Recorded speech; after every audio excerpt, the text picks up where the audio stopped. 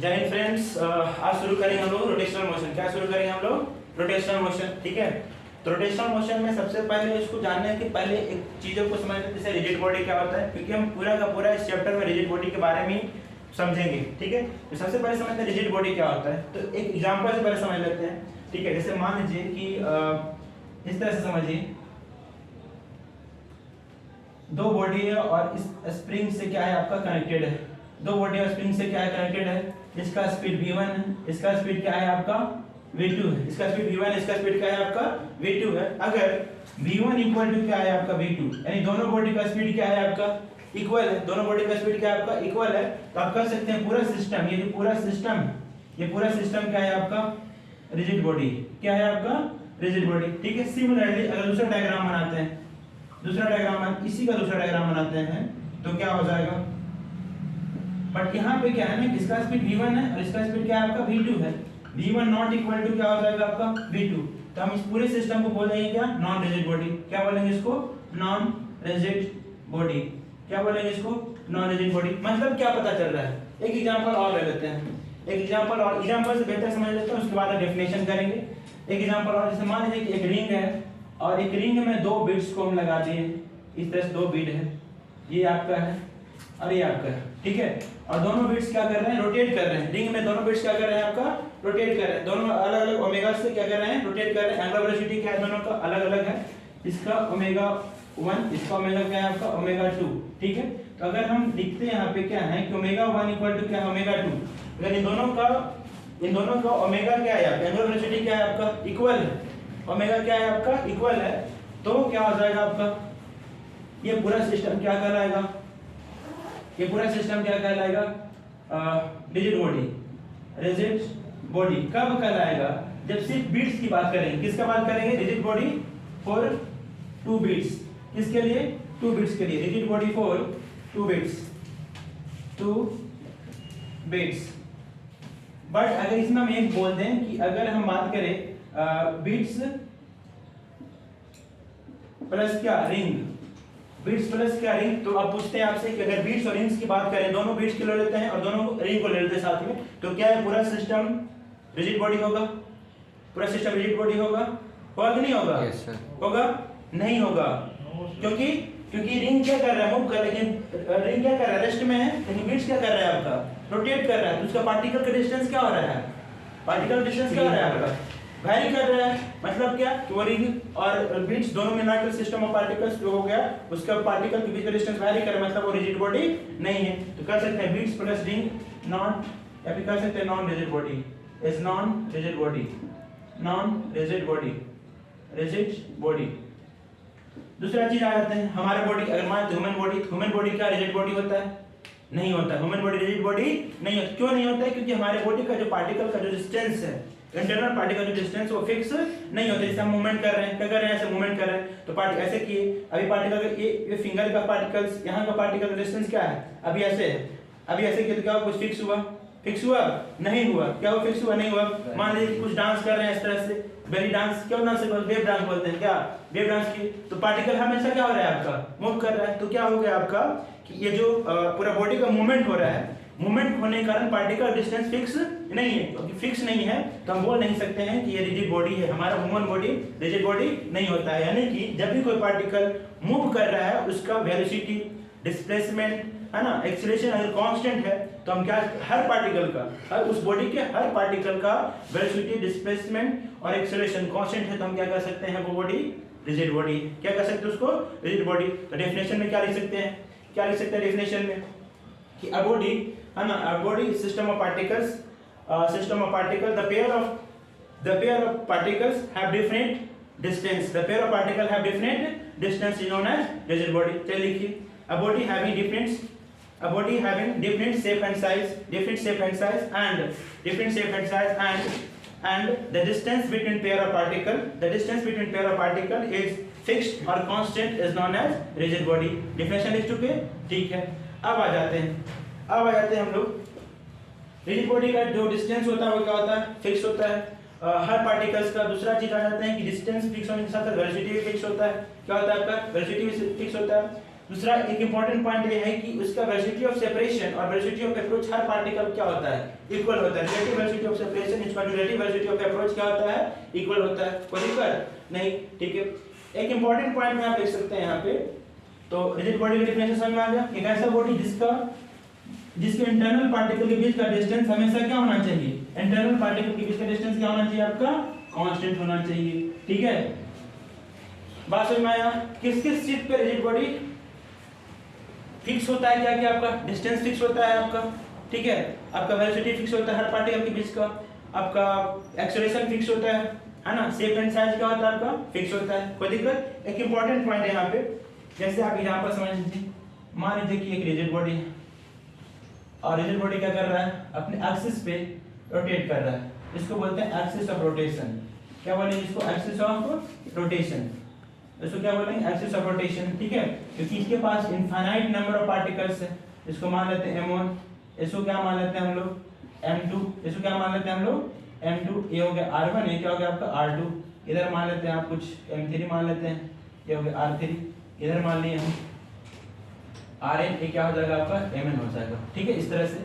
और ये क्या कर रहा है, हर बॉडी का पार्टिकल्स, इच पार्टिकल अपने अपने वेलोसिटी से, अपने अपने डिफरेंट वेलोसिटी से मूव कर रहा है, अपने अपने डिफरेंट वेलोसिटी से क्या कर रहा है आपका, मूव कर रहा है, ठीक है ना। यहाँ पे Vn हो गया, यहाँ पे V3 हो गया, ठीक है। तो हर पार्टिकल का लीनियर वेलोसिटी क्या है, हर पार्टिकल लीनियर वेलोसिटी क्या है, डिफरेंट है। हर पार्टिकल लीनियर वेलोसिटी क्या है आपका, डिफरेंट है।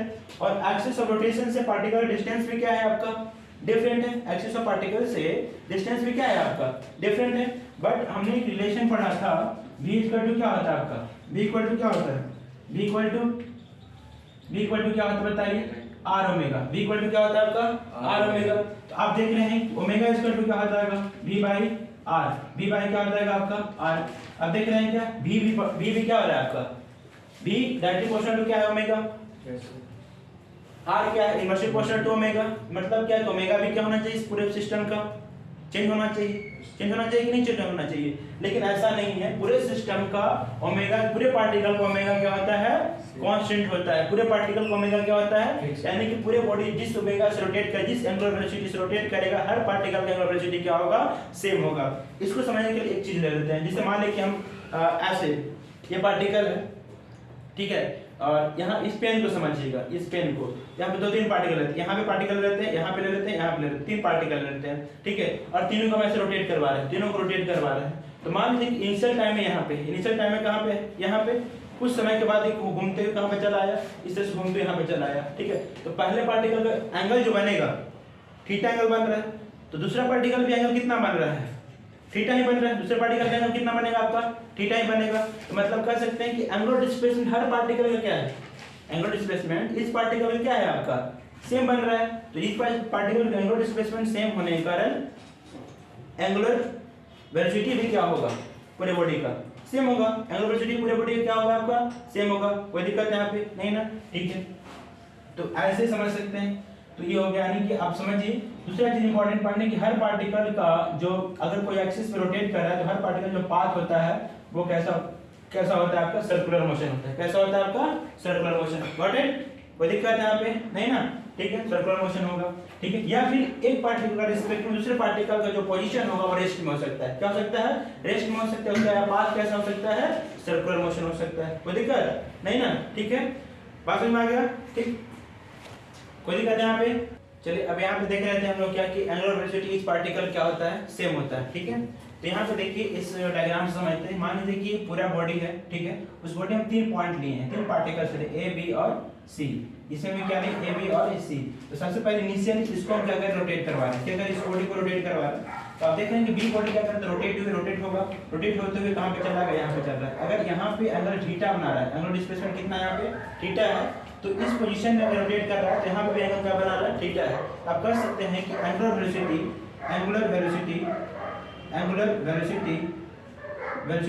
Of A with respect to B is omega 1 या ओमेगा जो भी लिख सकते हैं। सिमिलरली एंगुलर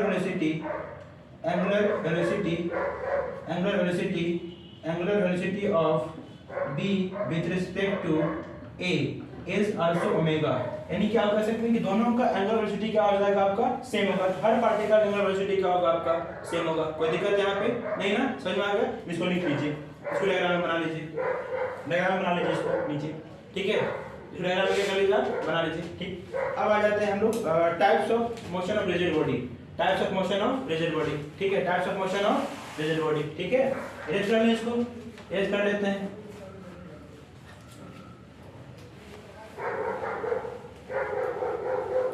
चलिए हम अब शुरू करते हैं यहाँ पे types of motion of rigid body, types of motion of rigid body, ठीक है? तो types of motion of rigid body में इसका 3 टाइप होता है। पहला कौन सा होता है आपका ट्रांसलेशनल मोशन, पहला कौन सा होता है आपका ट्रांसलेशनल मोशन, दूसरा क्या होता है प्योर रोटेशनल मोशन, चौथा क्या होता है आपका ट्रांसलेशनल एंड रोटेशनल, दोनों को मिलाकर जो मोशन बोलते हैं उसको रोलिंग मोशन बोलते हैं। क्या बोलते हैं उसको? रोलिंग मोशन, ठीक है? तो पहला कौन सा हो गया आपका ट्रांसलेशनल मोशन,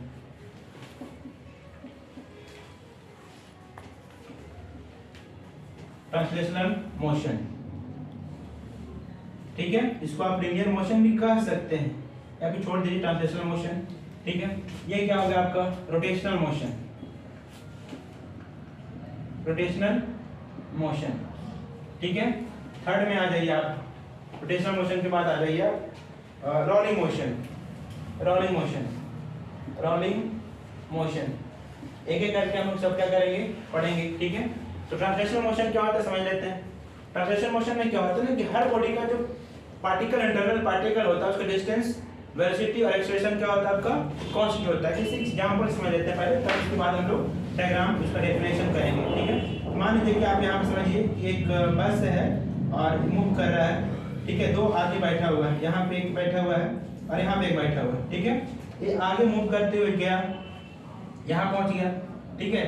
तो ये जो पीछे वाला आदमी है ये, ठीक है? इसका जो डिस्टेंस, ये जो डिस्टेंस ये हो गया आपका, ठीक है? और इसका डिस्टेंस कौन सा हो गया आपका? ये डिस्टेंस हो गया, ठीक है?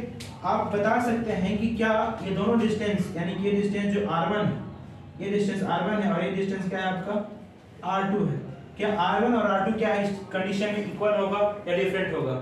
इक्वल होगा या डिफरेंट होगा? क्या होगा आपका? इक्वल होगा। यानी कह सकते हैं कि r1 इक्वल टू क्या हो जाएगा आपका r2 हो गया, यानी जब r1 इक्वल टू r2 होगा तो v1 इक्वल टू क्या हो जाएगा आपका v2 हो गया, और एक्सेलरेशन v1 इक्वल टू क्या हो जाएगा एक्सेलरेशन हो गया, दोनों का एक्सेलरेशन क्या इक्वल हो जाएगा, दोनों का एक्सेलरेशन क्या हो जाएगा आपका इक्वल हो जाएगा। तो आप कह सकते हैं कि ये पूरा बॉडी क्या है ट्रांसलेशनल मोशन है, क्या है आपका ट्रांसलेशनल मोशन, ठीक है?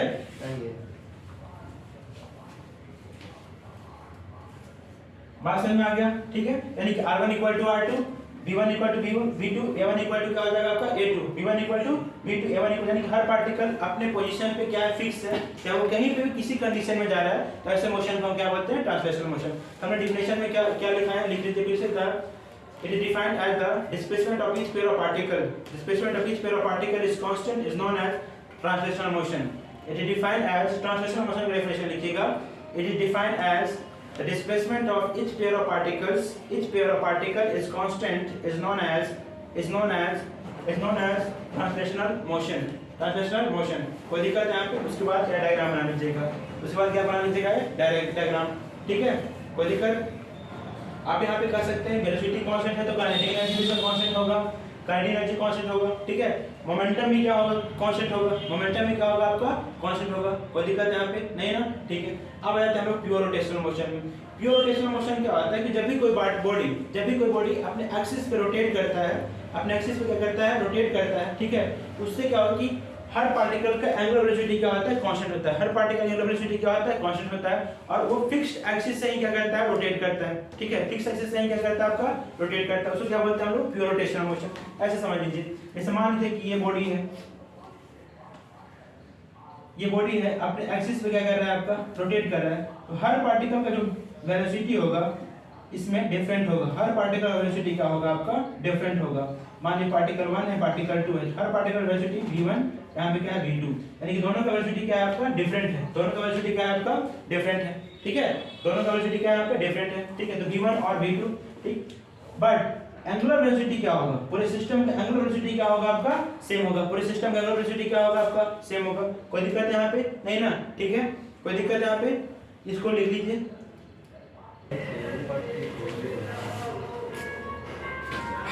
इसलिए हम नहीं शूट करते हैं यहाँ पे, गुस्सा देखिए रोटेशनल मोशन होता क्या है तो डिफाइन करिए।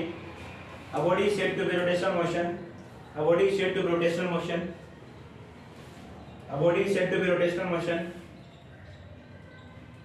if each particles of the body if each particle of the body if each particle of the body each particle of the body moves in a circular path moves in a circular path moves in a circular path moves in a circular path moves in a circular path whose center is on the axis of rotation whose center is on the axis of rotation whose center is on the axis of rotation whose center is on the axis of rotation on the axis of rotation ठीक है axis of rotation this is known as rotational motion this is known as rotational motion this is known as rotational motion okay ठीक है। यानी कि जब भी कोई body fixed axis पे रोटेट करेगा उसका पाथ कैसा होगा सर्कुलर पाथ होगा उसको क्या बोलते हैं रोटेशनल मोशन ठीक है। और जिस एक्सिस पे बॉडी क्या करता है रोटेट करता है उसको क्या बोलते हैं हम लोग एक्सिस ऑफ रोटेशन। देख लीजिए नेक्स्ट पॉइंट में क्या लिख लीजिएगा जिस एक्सिस पे बॉडी क्या करता है रोटेट करता है those axis which the body is rotated is known as axis of rotation those axis which the body is rotated is known as axis of rotation those axis ठीक है। तो ये हो गया आपका इट मींस क्या है कि हर बॉडी का एंगुलर वेलोसिटी क्या हर पार्टिकल का एंगुलर वेलोसिटी क्या होगा आपका सेम होगा बट लीनियर वेलोसिटी क्या होगा डिफरेंट होगा। और लीनियर वेलोसिटी का डिफरेंट होने के साथ पार्टिकल का जो पाथ होगा इस पार्टिकल का पाथ होगा वो क्या होगा आपका सर्कुलर होगा ठीक है। और जिस एक्सिस पे बॉडी क्या करता है रोटेट करता है उस एक्सिस को हम क्या बोलते हैं axis of rotation rotational axis. कोई दिक्कत ये दिखा चुका एक्सिस ऑफ रोटेशन क्या होता है ठीक है। अब आ जाते हैं इसमें कुछ टर्म है इसको डिराइव करते हैं। अच्छा उसके पहले रोलिंग मोशन को डिफाइन करते हैं। रोलिंग मोशन में क्या होता है जैसे मान लीजिए कि बॉडी क्या कर रहा है एक व्हील है और वो व्हील क्या कर रहा है रोटेट कर रहा है ठीक है। जैसे मान लीजिए रोटेट कर रहा है ओमेगा से क्या कर रहा है रोटेट कर रहा है क्योंकि अब और आगे भी साथ साथ बढ़ रहा है क्या कर रहा है आपको आगे भी बढ़ रहा है ठीक है। v1 वेलोसिटी या v वेलोसिटी जिसका सेंटर ऑफ मास है सेंटर ऑफ मास ठीक है। अब यहाँ पे देख लेते हैं इसका पार्टिकल का जो वेलोसिटी होगा इस तरफ होगा ये v1 मान लेते हैं इसका यहाँ पे जो होगा v2 होगा ठीक है। अब ये इमेजिन करिए कि अगर ये बॉडी रोटेट भी कर रहा है क्या कर रहा है आपका ये रोटेट भी कर रहा है और क्या कर रहा है आगे भी जा रहा है ध्यान समझिएगा। जैसे मान लीजिए व्हील है और व्हील क्या कर रहा है रोटेट भी कर रहा है और क्या कर रहा है आगे भी जा रहा है ठीक है। इसके पास दो मोशन है कौन कौन सा ट्रांसलेशनल मोशन है दूसरा कौन सा आपका रोटेशनल मोशन है। ट्रांसलेशनल मतलब मोशन मतलब क्या हर पार्टिकल का जो डिस्टेंस है वो क्या हो रहा है आपका आगे इंक्रीज कर रहा है क्या कर रहा है वो इंक्रीज कर रहा है मतलब समझ में आ रहा है ठीक है। और साथ साथ क्या हो रहा है अपने एक्सिस पे क्या कर रहा है रोटेट भी कर रहा है क्या कर रहा है आपका रोटेट भी कर रहा है ठीक है। ऐसे कॉम्बिनेशन ऑफ मोशन को क्या बोलेंगे rolling motion. Definition it is the combination of rolling motion definition लिख लीजिए टॉपिक है rolling motion it is the combination of it is the combination of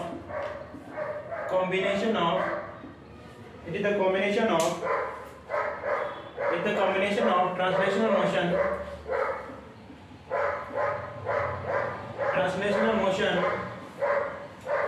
and rotational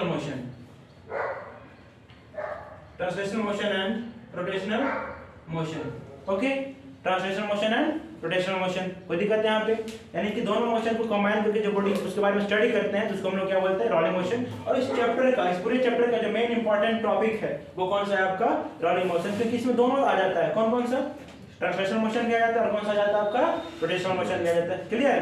अब आ जाते हैं हम रोटेशनल मोशन के पास यहाँ तक हो गया होगा ठीक है। लेट्स कर देते हैं देखिएगा इसको चलिए अब आ जाते हैं यहाँ पे देखिए रोटेशनल मोशन को सबसे पहले समझने की कोशिश करते हैं। जैसा कि हमने बात की कि हर पार्टिकल का लीनियर वेलोसिटी क्या होगा डिफरेंट होगा बट एंगुलर वेलोसिटी क्या होगा आपका कांस्टेंट होगा एंगुलर वेलोसिटी क्या होगा आपका कांस्टेंट होगा। कोई दिक्कत है यहाँ पे नहीं ना। इसे समझने की कोशिश करते हैं तो v इक्वल टू रिलेशन क्या होता है v इक्वल टू क्या होता है v equal to r omega ठीक है। तो v equal to r omega तो v1 इक्वल टू क्या होगा इस पार्टिकल के लिए linear velocity of each particle here velocity of each particle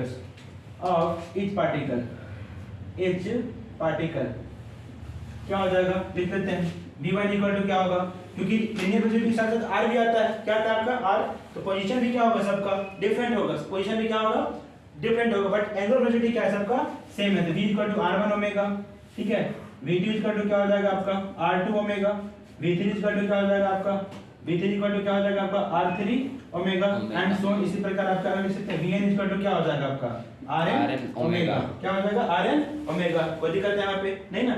her particle का लीनियर वेलोसिटी क्या होता है डिफरेंट होता है। हर पार्टिकल लीनियर वेलोसिटी क्या होता है आपका डिफरेंट होता है। तो जब लीनियर वेलोसिटी डिफरेंट होगा तो उसका कितना वैल्यू होगा r1 ओमेगा। ओमेगा क्या है एंगुलर वेलोसिटी, ओ भी क्या है पूरे सिस्टम ऑफ पार्टिकल क्या है सेम है, कांस्टेंट होता है। तो r1 के समय ओमेगा क्या होगा आपका सेम ही होगा, ठीक है। तो अब आ जाते हैं क्योंकि यहाँ पे वेलोसिटी से दो चीज रिलेट करता है, कौन सा एक काइनेटिक एनर्जी रिलेट करता है और कौन सा रिलेट करता है आपका मोमेंटम। मोमेंटम इक्वल टू क्या होता है लीनियर मोमेंटम इक्वल टू क्या होता है मास इनटू वेलोसिटी, क्या होता है मास इनटू वेलोसिटी। और काइनेटिक एनर्जी इक्वल टू क्या होता है आपका half mv square, kinetic energy equal to half mv square.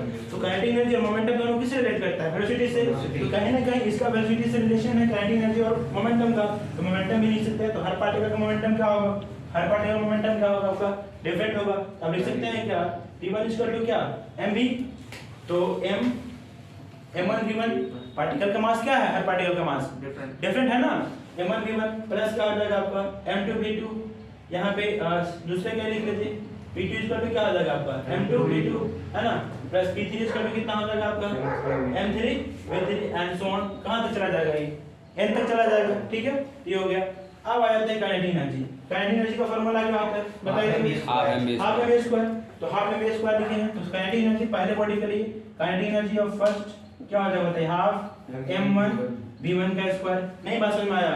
Her particle का मास क्या है आपका सेम है ना, हर पार्टिकल मास क्या है आपका सेम है डिफरेंट डिफरेंट है। हर पार्टिकल मास क्या होता है आपका डिफरेंट होता है, सेम नहीं होगा, ठीक है। हाफ m1 v1 स्क्वायर, ठीक है। दूसरा आपका जी हाफ काइनेटिक एनर्जी सेकंड का kinetic energy equal to half m2 v2 square, क्या हो जाएगा आपका half m2 v2 square. Kinetic energy third कितना हो जाएगा आपका half m3 v3 square and so on. कहां तक चला जाएगा ये n तक चला जाएगा। कहां तक चला जाएगा क्योंकि n number of particles body में है, ठीक है। अब हम आपसे पूछते हैं कि टोटल काइनेटिक एनर्जी क्या हो जाएगा। Total kinetic energy of the system of the system of the system, ठीक है। क्या आ जाएगा आपका kinetic energy first plus kinetic energy second plus क्या kinetic energy third plus kinetic energy क्या फोर्थ एंड सो ऑन। कहां तक चला जाएगा आपका काइनेटिक एनर्जी n तक चला जाएगा, ठीक है। कोई दिक्कत है यहाँ पे सबका वैल्यू सब्स्टिट्यूट कर दीजिए। तो हाफ m1 v1 का square plus half m2 v2 का स्क्वायर प्लस क्या हो जाएगा आपका हाफ m3 v3 का स्क्वायर कहां ले जाएगा n तक plus half m n vn का स्क्वायर यहां पे चला जाएगा। कोई दिक्कत नहीं ना, बात समझ में आ गया, ठीक है। कहां पे यहां पे बोलिए हाफ m v क्यूब लिखते हैं इसको, यहाँ पे है v स्क्वायर कर दीजिए, कोई दिक्कत नहीं है, स्क्वायर हो जाएगा, ठीक है ना। तो ये हो गया आपका, कोई दिक्कत है नहीं ना, ठीक है। अब यहाँ पे कॉमन ले लीजिए, क्या कॉमन लीजिएगा हाफ कॉमन लीजिए, ठीक है। और एक चीज और बदल लीजिए पहले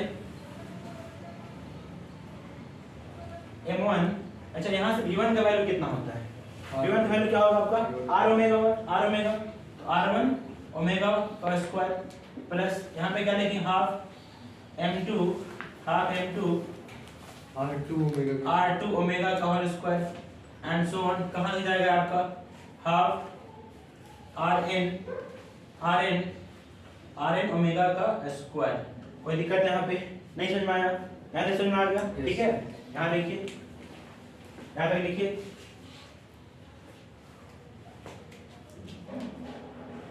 इधर इरेज कर देते हैं। Yes sir.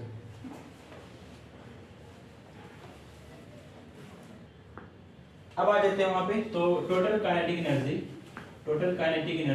Is equal to total kinetic energy is equal to, हम साथ में लिख रहे हैं सब, तो क्या आ जाएगा आपका हाफ m1 r1 का स्क्वायर ओमेगा स्क्वायर, ठीक है, प्लस हाफ m2 r2 का square omega square plus half m3 r3 का square omega square plus and so on कहां तक n तक हाफ m3 r3 का स्क्वायर ओमेगा स्क्वायर, ठीक है। ये हो जाएगा आपका, ठीक है।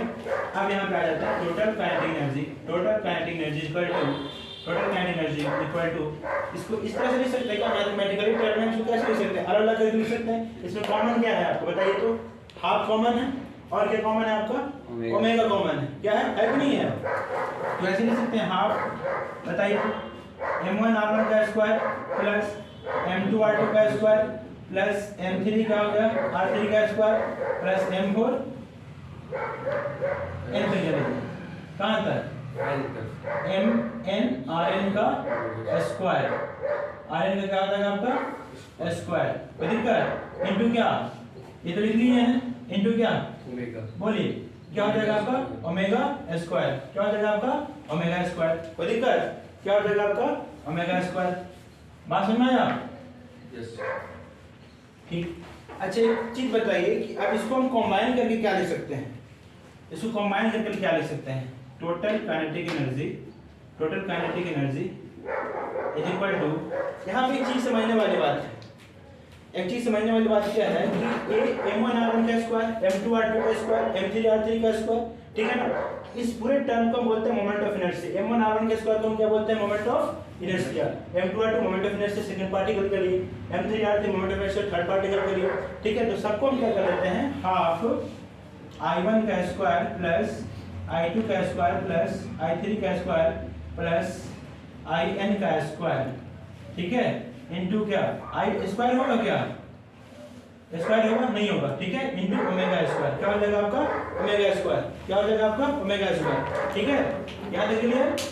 अब इसको साथ में कंबाइन करके लिखेंगे तो क्या हो जाएगा, total kinetic energy, total kinetic energy, total kinetic energy of the system, क्या हो जाएगा, अबाउट दिस एक्सिस क्या हो जाएगा, kinetic energy is equal to, kinetic energy equal to क्या हो जाएगा बताइए, half I omega square, half I omega square, half I omega square, साथ में लिखेंगे तो हाफ आई ओमेगा स्क्वायर, इस पार्टिकल को कंबाइन करें तो आई यहाँ पे आई नेट आ जाएगा, क्या आ जाएगा आपका आई नेट आ जाएगा, कोई दिक्कत नहीं ना, बात समझ में आ रहा है, ठीक है। अब यहाँ पे क्या लिख सकते हैं, वेयर आई इक्वल टू क्या होगा आपका, आई इक्वल टू क्या होगा, मोमेंट ऑफ क्या, inertia, moment of inertia, moment of inertia, I क्या है यहाँ पे, मोमेंट ऑफ इनर्शिया, ठीक है, और दिक्कत है यहाँ पे आई क्या है आपका, मोमेंट ऑफ इनर्शिया, ठीक है। तो हाफ आई ओमेगा स्क्वायर, इसको आप लिनियर वेलोसिटी से भी कंपेयर कर सकते हैं, काइनेटिक एनर्जी का फार्मूला क्या होता है, half M V square, half M V square, तो काइनेटिक एनर्जी का formula half M V square, यहाँ पे एम के जगह पे मास के जगह पे क्या आया आपका आई आया, जिसको हम क्या बोल रहे हैं, मोमेंट ऑफ इनर्शिया बोल रहे हैं, ओमेगा के वी के जगह पे क्या आया आपका ओमेगा, यानी कि लिनियर वेलोसिटी के जगह पे क्या आया, एंगुलर वेलोसिटी आया। तो अगर कंपेयर करते हैं उस लिनियर वेलोसिटी को एंगुलर वेलोसिटी से, तो आई का रोल यानी कि मास का रोल कौन यहाँ पे कर रहा है, मास का रोल कौन कर रहा है, moment of inertia. It means कह सकते हैं कि जो लिनियर मोशन में मास का जो रोल होता है, लिनियर मोशन में जो मास का रोल होता है, इस पूरे system of particle rigid body motion में आई का रोल क्या होगा, वही मास का रोल होगा, समझ में आ रहा है ना, यानी कि यहाँ पे मास का रोल कौन करेगा, मोमेंट ऑफ इनर्शिया, कोई दिक्कत है यहाँ पे नहीं ना, ठीक है। तो मोमेंट ऑफ इनर्शिया इस पूरे चैप्टर में बहुत इंपॉर्टेंट होने वाला है, इसके बिना हम पूरा चैप्टर नहीं पढ़ पाएंगे। और ये चीज ध्यान रखिए कि पूरे एक्सिस पे डिपेंड करता है, किस पे डिपेंड करता है, एक्सिस पे डिपेंड करता है, शेप एंड साइज पे डिपेंड करता है, और डेंसिटी ऑफ बॉडी पे डिपेंड करता है। कौन, मोमेंट ऑफ इनर्शिया किस चीज पे डिपेंड करता है, एक्सिस पे डिपेंड करता है, एक्सिस ऑफ रोटेशन पे डिपेंड करता है, मास शेप एंड साइज पे डिपेंड करता है, मास पे डिपेंड करता है, एंड डेंसिटी पे डिपेंड करता है। मास मतलब डेंसिटी पे डिपेंड करता है, कोई दिक्कत नहीं ना। सबसे पहला important point axis of rotation पे डिपेंड करता है। डिफरेंट एक्सिस पे मोमेंट ऑफ इनर्शिया क्या होगा आपका, डिफरेंट होगा। डिफरेंट एक्सिस पे मोमेंट ऑफ इनर्शिया क्या होगा आपका, डिफरेंट होगा, ठीक है। तो मोमेंट ऑफ इनर्शिया क्या होता है, it is the product of mass and square of the distance from perpendicular distance from the axis of rotation, ठीक है। इसके बारे में हम लोग कल स्टडी करेंगे, ठीक है, मोमेंट ऑफ इनर्शिया को, और कल आगे बढ़ेंगे, ठीक है। तब तक के लिए मिलते हैं कल, बाय।